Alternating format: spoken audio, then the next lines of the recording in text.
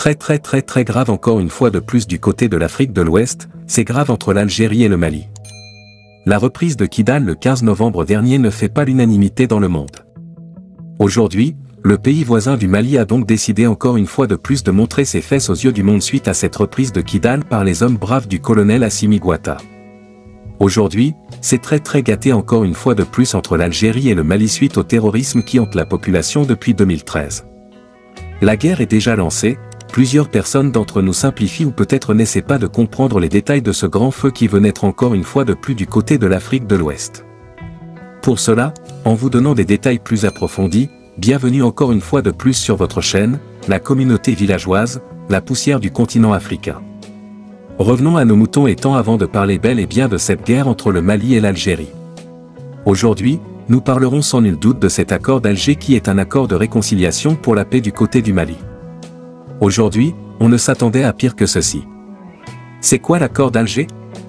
Avant d'abord de parler du problème réel qui naît aujourd'hui entre l'Algérie et le Mali, plusieurs internautes ne savent pas ce qu'est l'accord d'Alger parce que si tu comprends mieux cet accord, tu comprendras aussi en détail pourquoi le comportement de l'ambassadeur algérien a eu lieu tel qu'il se trouve aujourd'hui. L'accord d'Alger, le processus de la réconciliation pour la paix d'Alger au Mali, a bel et bien commencé depuis 2013, du moins qui a été signé entre le président mauritanien Mohamed Ould, qui était aussi président de l'Union africaine, pour mettre fin à cette guerre entre les rebelles et l'armée malienne venue de 2011 après la chute du président et leader Mohamed Kadhafi du côté de la Libye. Mais le 27 juin du 17 au 21, autant pour nous, le Mali a donc décidé de se rebeller contre cet accord, mais malheureusement, ils enregistrent encore une fois de plus une nouvelle perte qui conduit non seulement à la perte de Kidal, aussi d'Andarbouan, fils, et aussi bel et bien d'Agelok. Nous savons bel et bien que ces partis étaient bel et bien dominés par ces loyalistes Touaregs qui avaient décidé de s'installer sur ce territoire, mais dans les années à venir, la MAA et la Gassia ont donc décidé de récupérer Menaka et Enfis entre les mains de ces loyalistes Touaregs qui étaient plus installés sur ce territoire. La guerre encore une fois de plus éclate entre ces deux personnes, entre ces deux groupes rebelles au nord du Mali. Mais ici, pour mettre fin à cette situation très malencontreuse, la communauté internationale a donc décidé de réunir les deux parties pour signer cet accord appelé l'accord d'Alger. L'Algérie, qui était le médiateur principal le 20 mai, qui était bel et bien l'Algérie autant pour nous, qui était bel et bien le médiateur principal de cet accord. Aujourd'hui, l'arrivée du président de la transition malienne, le colonel Assimi Goïta, au pouvoir, a décidé de mettre fin à cet accord dont l'Algérie était la principale garante. Car chose étonnante, cela ne fait pas l'unanimité de tout le monde. La récupération de Kidal d'abord le 15 novembre par l'armée malienne, qui est considérée avant pour nous comme le triomphe le plus juteux actuellement de cette transition au Mali, qui était sous le contrôle de ce peuple loyaliste Touareg depuis 2013, dont nous parlons aujourd'hui de plus de 10 ans en quelque sorte. Dans le nord du Mali, plus précisément Kidal, qui est au Jourd. Lui rempli d'un pétrole incroyable, d'une richesse plus approfondie, contrôlée par ces groupes rebelles. Mais cela étant, le peuple d'Assimi Goïta ne rendait plus donc compte à ce président algérien qui était la principale garante de cet accord. La visite, entre guillemets, de Mahamoudou Dicko du côté de l'Algérie n'a encore qu'aggravé les faits. Pourquoi? Parce que nous avons bel et bien que ce dernier est un pur religieux qui est bel et bien strict sur le plan de l'islam, et la rencontre entre ce président ne permettra bel et bien qu'à consolider ses liens avec ces groupes loyalistes qui revendiquent la charia sur tout l'étendue du territoire malien. Et encore, ce président qui a donc décidé par la voix de son ambassadeur de rencontrer encore une fois de plus, dit par le gouvernement malien, de rencontrer secrètement ces groupes loyalistes du côté du nord sans l'autorisation ni encore sans la présence d'un membre du gouvernement malien. Ceci étant considéré par le gouvernement malien comme inamical, et aussi le gouvernement malien accuse l'Algérie d'avoir des comportements d'ingérence vis-à-vis des choses internes qui regardent rien que le peuple malien. Pour cela, le président Assimi Goïta, par la voix de son ministre des Affaires étrangères, n'a pas tardé de rappeler cette ambassade algérienne du côté de son pays d'origine pour explication et sans toutefois tarder, par le gouvernement algérien, ceci aussi a bien rappelé le gouvernement malien.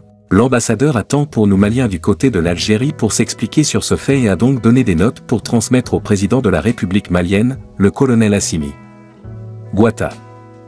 Nous voyons que la tendance prend une autre tournure, c'est très grave, beaucoup de personnes minimisent cet apport qui est en train de prévoir du côté de l'Afrique de l'Ouest. Si jamais ces deux pays entrent en guerre, nous savons bel et bien quand je dis la guerre entre guillemets, les tensions entre ces deux pays peuvent poser bel et bien l'augmentation de ces groupes rebelles sur le sol malien et plus précisément cette attaque encore pour cette attaque du côté sud de l'Algérie. Et nous savons que ces deux pays qui est aujourd'hui pas riches comme nous pouvons le croire ne peuvent que s'entretenir pour passer au effort au développement. Si jamais ces deux pays entrent en tension interne, ces deux pays ne peuvent nullement avancer sur le plan économique, ces deux pays doivent automatiquement s'entendre pour mettre fin à cette hostilité qui prévaut aujourd'hui du côté de l'Afrique de l'Ouest. Vraiment, ces gestes que nous voyons, beaucoup de personnes ont simplifié cet apport inamical, entre guillemets, qu'a bel et bien prononcé le président de la transition malienne par la voix de son ministre des Affaires étrangères, bel et bien simplifié cet apport. Mais nous voyons cela comme une provocation directe à ce petit pays dont l'Algérie le considère aujourd'hui, une provocation directe. C'est impossible, carrément incroyable, qu'un président, par la voix de son ambassadeur, organise, si jamais cela est avéré, organise des conférences ou des meetings avec des groupes séparatistes locaux sans l'autorisation du gouvernement malien. Il est là pour exercer son pouvoir sur le plan diplomatique entre l'Algérie et le Mali et non de s'occuper des problèmes internes. Parce que nous savons bien et bien que si l'ambassadeur algérien est parti là, étant considéré comme le médiateur principal, il veut le bien, il veut, entre guillemets, utiliser ces deux paroles pour dire qu'il est le médiateur ou pour apaiser les tensions entre ces deux parties.